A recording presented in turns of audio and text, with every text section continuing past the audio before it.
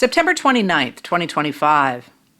Senate Minority Leader Chuck Schumer, a Democrat of New York, and House Minority Leader Hakeem Jeffries, a Democrat of New York, left a meeting with President Donald J. Trump this afternoon without a deal to keep the government open past the last day of the fiscal year, which is tomorrow, Tuesday. The President and Vice President J.D. Vance appeared to consider opening up negotiations over extending the premium tax subsidies for health care insurance that will expire at the end of 2025 because of the budget reconciliation bill the Republicans passed in July. But they insisted that Democrats must fund the government before talks begin. "We think when they say later, they mean never," Schumer told reporters. He noted that Democrats had asked repeatedly for meetings about the measure, and the Republicans refused, so Democrats had no input on the continuing resolution. Jeffries pointed out that far from being willing to work with Democrats, House Republicans have left town.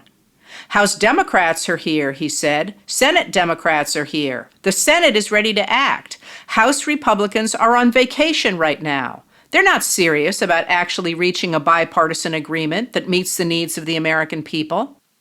If House Republicans were serious, they'd be here right now." Schumer told reporters that in their discussions, Trump did not appear to be aware that Americans are facing huge increases in their health care insurance payments because of the budget reconciliation bill. Tonight, Trump's social media account posted a deepfake video of Schumer and Jeffries speaking to reporters.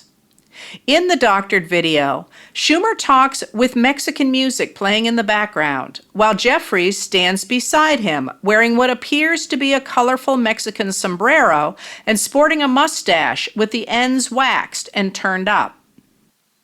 In the video, Schumer's image is made to say, "There's no way to sugarcoat it. Nobody likes Democrats anymore.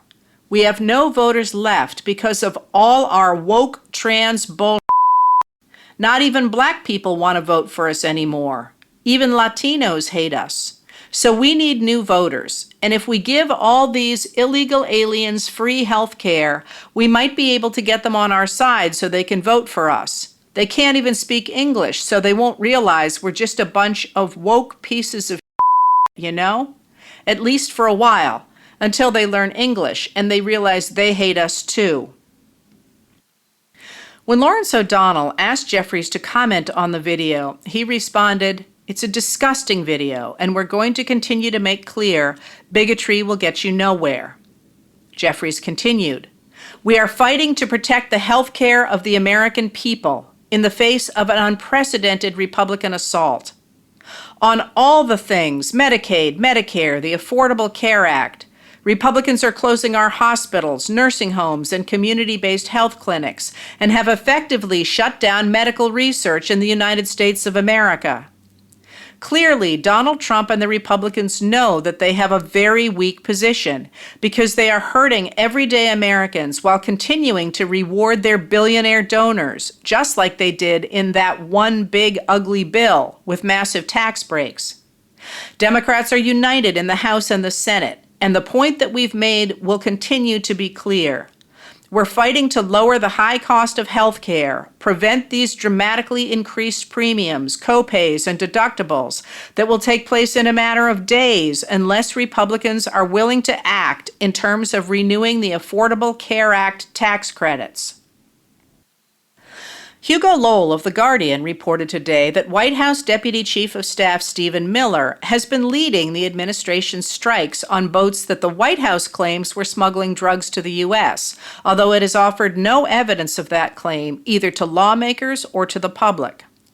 Julie Turkowitz of The New York Times reported that, in an interview, one woman who identified herself as the wife of one of the dead men said that her husband was a fisherman with 4 children, who left one day for work and never came back.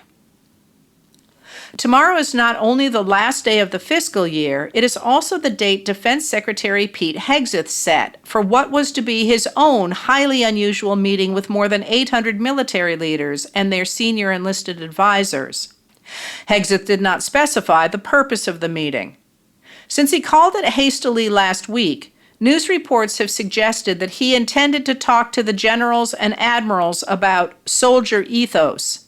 Now, Trump says he intends to go to the meeting himself and give the military leaders a pep talk. We'll see. Noah Robertson, Tara Kopp, Alex Horton, and Dan Lamothe of the Washington Post reported today that 8 current and former officials have told them there is a deep rift between the political appointees at the Pentagon and the military leaders there. The journalists report that in a reordering of U.S. military priorities, Hegseth is withdrawing forces from Europe, reducing the concentration of power and consolidating commands abroad, while focusing on using the military in the U.S. and neighboring countries. According to the reporters, General Dan Kane, Trump's hand-picked chairman of the Joint Chiefs of Staff, shares others' concerns about the reworking of U.S. priorities. Also tomorrow, as Michael Cianato of The Guardian reports, the resignations of more than 100,000 federal workers will take effect as part of the Trump administration's cuts to the federal workforce.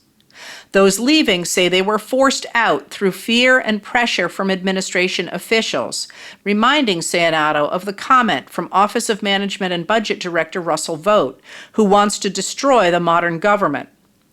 Last October, he said of federal workers, "When they wake up in the morning, we want them to not want to go to work because they are increasingly viewed as the villains. We want their funding to be shut down. We want to put them in trauma."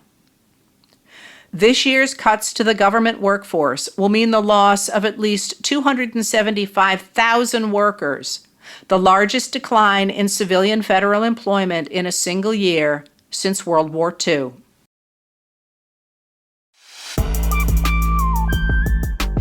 Letters from an American was written and read by Heather Cox Richardson. It was produced at Soundscape Productions, Dedham, Massachusetts. Recorded with music composed by Michael Moss.